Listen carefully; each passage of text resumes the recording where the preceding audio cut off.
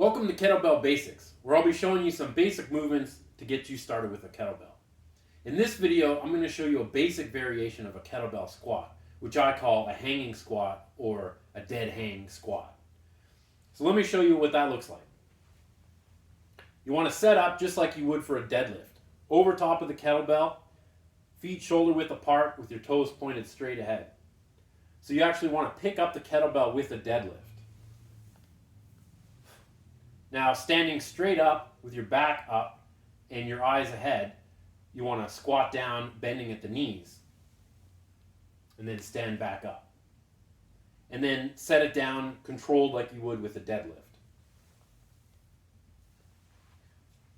Okay, so it's important to start working on the lower body exercises like a squat and a deadlift because you want to build up your legs and your posterior chain and work your core, which is it's going to enable you to do the more dynamic movements later on.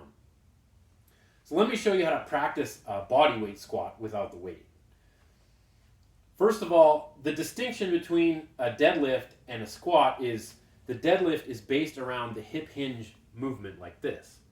Whereas a squat, your back is straight up and the movement is coming from the bending at the knees.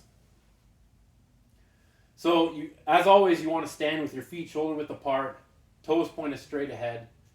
Keep your back upright, looking straight ahead. Keep your arms out for balance and squat down.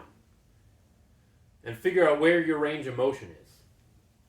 Of course, not everyone's going to have a full range of motion to be able to do a deep squat. People will have limited range of motion in their ankles or knees or hips. So just find out what works for you. Squat down until you feel like you can't go any lower. And what happens is you might get to a point where it feels like your knees won't bend, or if you go lower, you feel a little off balance. Don't worry about that. Just work on what works for you right now. So practice just a body weight squat and do a few of those, or practice doing those so that you get ready to do a squat with the weight.